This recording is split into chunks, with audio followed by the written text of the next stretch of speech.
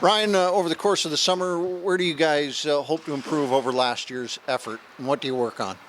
Yeah, I think it's a great degree of soul searching for all of us that went on sort of the way the last season ended, which, if we're honest with ourselves, we were bleeding that way for a while.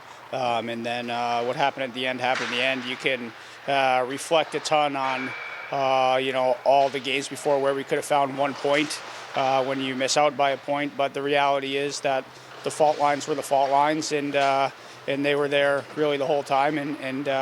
So I think we got to tighten those up. I think we've been pretty strategic in the way we've constructed this roster to make sure that we're set up to avoid some of the things that occurred last year. And I think there's a great bit of excitement and optimism within our group as we enter into the season. How do you look at this season? How do you want this team to play?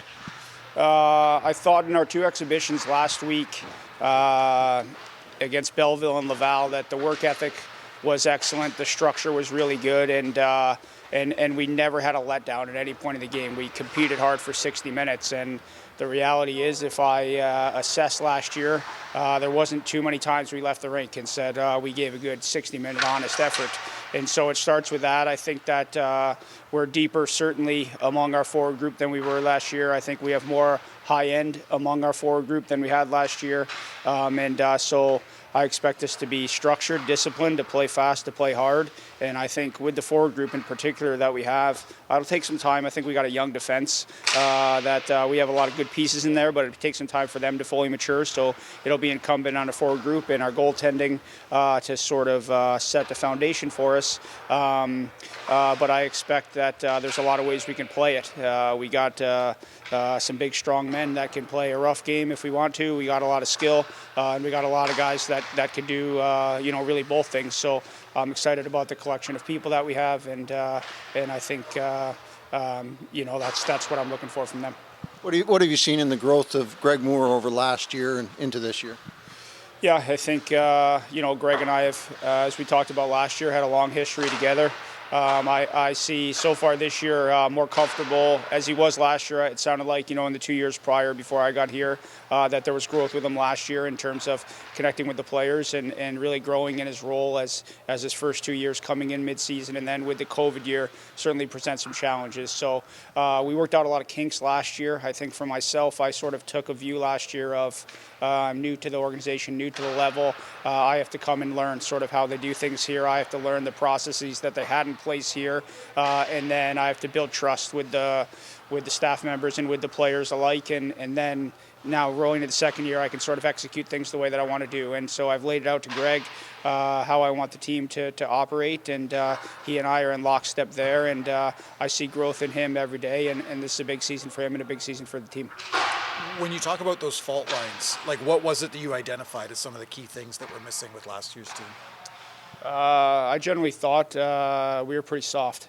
You never knew really what you were going to get. I think some nights when we got up early, we weren't able to finish the job, which spoke to some of that. And then I think other times, if we didn't get the lead early, we were chasing the game. We just weren't pushing through the adversity to overcome.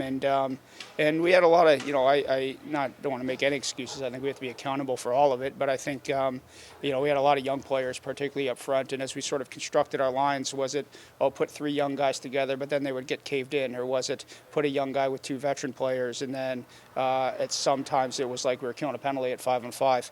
And we could just never find our sort of momentum in our routine. And so those would be the kinds of things that I was looking at in that way. How can you find the balance between winning hockey games, contending for the playoffs, and then still developing some of these young players?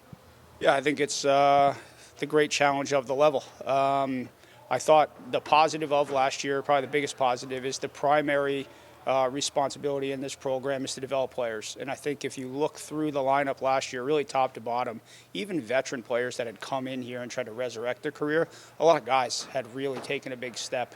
And I think what we saw in Maple Leafs exhibition training camp season is there's a lot of guys that are in this room now that are really knocking on the door that a year ago, maybe weren't. So we got a lot of depth. We got a lot of guys that are developing in that way. But again, the results are the results, and I don't think it's acceptable if we miss the playoffs. I expect to compete in the North Division. I expect to compete and go deep into playoffs with the group of guys that we have. I think we got to be patient with our defense. I think we have a lot of good depth on defense. We have a lot of guys that are American League caliber. Can enough guys rise into the top four and be able to take on big minutes against high quality of competition? I think that'll be the great question that I have. So last year, I'd say if we look at the dial, we were heavy. That dial turned to development, which is important. It is the primary focus.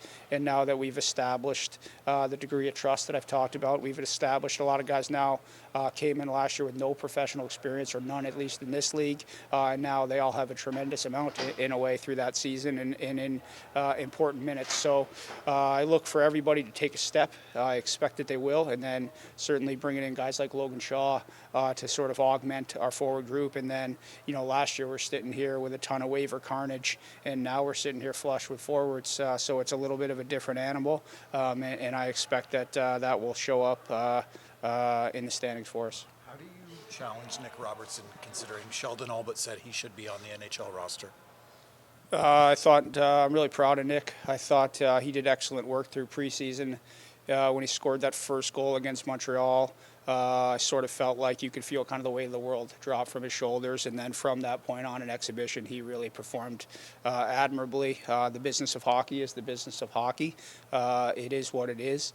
Nick has put himself on the cusp of being a full-time NHLer and having a long NHL career because of the talent that he possesses, the work ethic that he has, his ability to score goals. I think, in Sheldon's points, which I obviously agree with, for Nicky, what I was most proud of in him was the work he was doing off the puck, the work that he was doing to make simple plays, maybe just get it to the bottom and keep shifts going and not have everything be high-event hockey, and getting his shot. Obviously, it's lethal.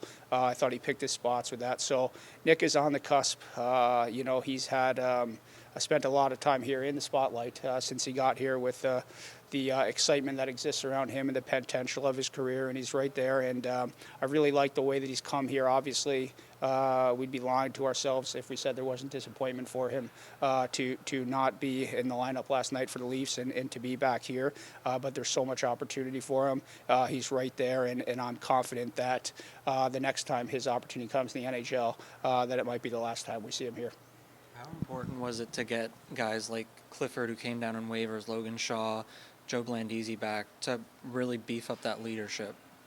I think it's essential. I think Logan Shaw, we even if we were sort of prepared for waivers, whatever carnage came of that, I think Logan is a big man, 6'3", he's strong, he can play a heavy game, which quite frankly we need within our group.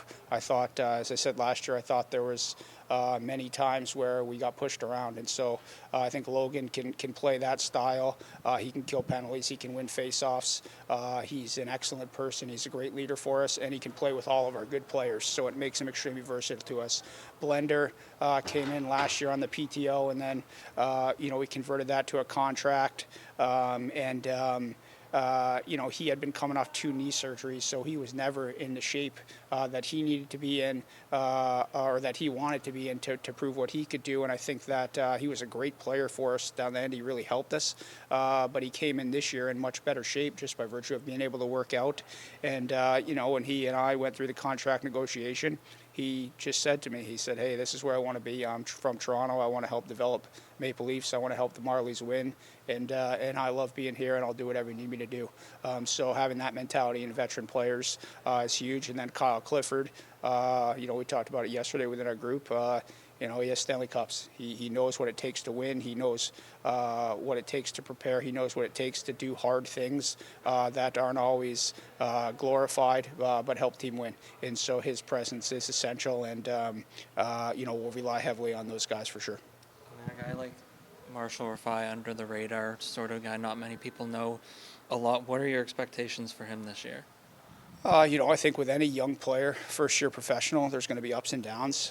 That being said, I think through Traverse City, he just kept he performed very well there, and then he in his exhibitions with the Leafs did an excellent job. So I think it's a guy that stock is high right now. He's riding high.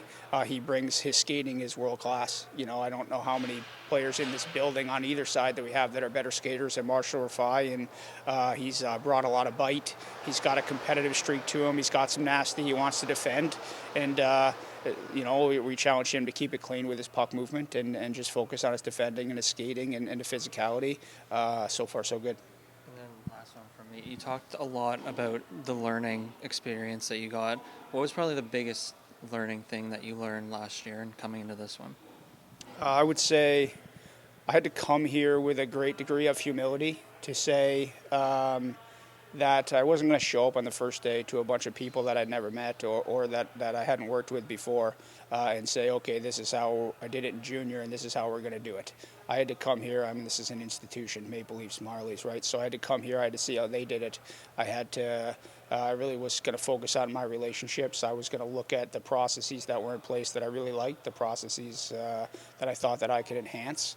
And so for me, it was really just go through, learn, process everything, take it all in, look at everything, analyze everything, and try to sort of shepherd the team to the playoffs if I could. Obviously, we didn't get that done, and then sort of look at the summer and make the adjustments to the program, which was already such a great program, so many great elements of it, but make the adjustments that I wanted to make to it. And really, I mean, last year, if I'm honest, I didn't have much to do with the roster that we had, and for me, and I didn't know the players. So for me, getting that year of learning the players in the league, learning the players that we have, learning what we needed within our group as we set our roster, looking at our prospect pool. Obviously, they're our primary focus.